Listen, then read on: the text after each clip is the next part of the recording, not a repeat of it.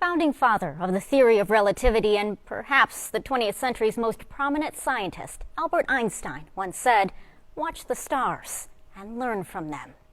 For more than 120 years, astronomers and astrophysicists from around the world did just that on the shores of Geneva Lake in Williams Bay, Wisconsin, at the Yerkes Observatory. That is, before it closed. In our Sunday morning spotlight, meet the group of community leaders working to open its doors once again, restoring the observatory to its former glory and inspiring future generations to reach for the stars. I mean, there's many things that can be done with it. It's often said with many things in life, the sky's the limit. And that's exciting. But at Yerkes Observatory in Williams Bay, the limit is out of this world. It's beyond. It is beyond. And for the last 30 years, Ed Struble, just to be a part of it. has helped astronomer buffs set their sights on galaxies far, far away. I mean, these tools right here are not everywhere. So for them to come in and their eyes just open up and they're so excited about what they can do here, that's great. This observatory is home to the largest refracting telescope in the world. Correct. And the only way to get to it All right, I'll take it up. is to raise the floor and take a ride on what many consider the world's largest indoor elevator. Where do you want to look? Oh, I don't know. Yep, that's where it'll face. This is Ed's job. Anywhere you want. As Director of Buildings and Grounds, to keep this 125-year-old piece of history in good working order. I fix things. I fix this. I'm not the astronomer. This telescope was the centerpiece of the Chicago Exposition in the 1890s. Astronomer Ellery Hale was hoping to keep it for the University of Chicago and convinced American financier Charles Yerkes to build this observatory as the telescope's new home. It opened in 1897, and for more than a century, it welcomed some of the world's most prominent figures in space and science. And just for somebody that loves astronomy to be able to walk next to something like this, Albert Einstein stood here. I mean, that's crazy. He did in 1921. So did Edward Barnard, who helped map the Milky Way.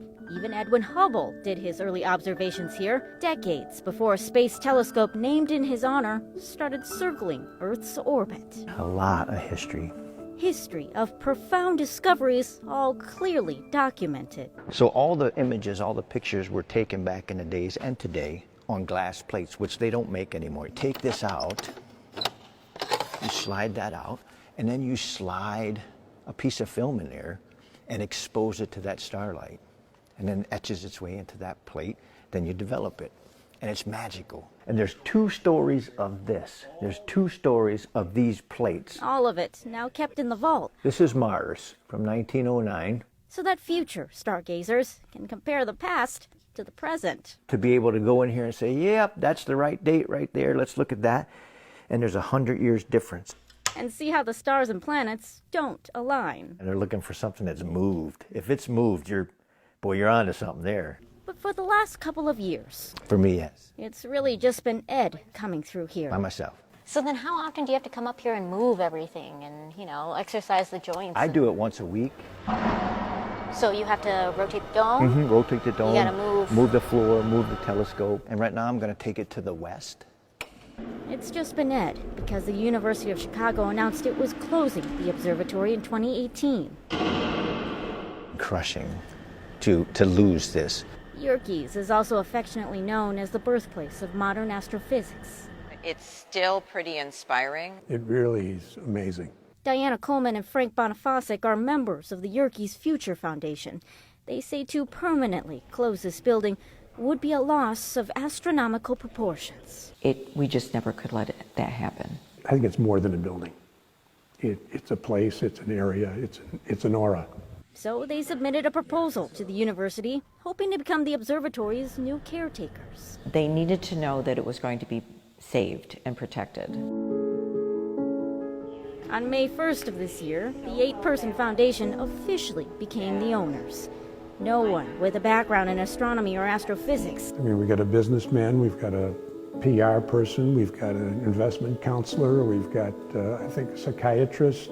But everyone with a passion to keep the history here alive. It's really an exciting history, but it's also an exciting time now to move it forward again. It's a spectacular entryway into looking at the telescopes and the stars. Now begins the work to update the observatory. It's called the Morgan Room, after Dr. Morgan, who was here in the 30s. From a space to greet visitors, Our plans for this room are to keep it as a welcome area. to bridging the library across continents. What we'd like to do is have a very large flat panel screen at that end.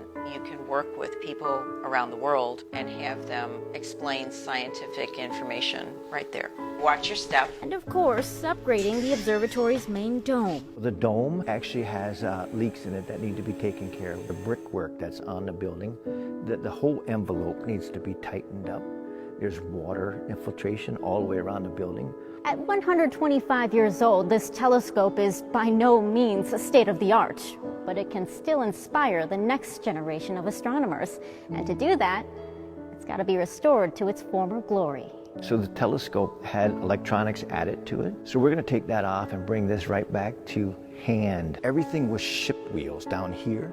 So you could manage things around with the ship wheels and tweak it here and there. We've done the science with it, and now we want to make it so that somebody can understand exactly how astronomy was done in the late 1800s. The other smaller telescopes on site will also get an upgrade, and there are plans to properly display the many artifacts currently stored away in boxes. It's really amazing, but we do need to do some work to it. The goal is to soon have young school groups and college students come and do their schoolwork, while also welcoming special visits from astronomers and astrophysicists from around the world. I think we have one really good chance to do it right, and we don't want to just do it halfway. We want to make sure that when we do it well. And to do it well, they're looking to fundraise $20 million to cover all of the repairs and upgrades. They're hoping to have the observatory ready to open by next spring. We'll take care of it. And while there's still a long ways to go, the possibilities of what Yerkes Observatory can be for the next generation are looking up. I am so lucky in life to have been here and still be here. I'm just excited to see what the future is going to bring and to be a part of it.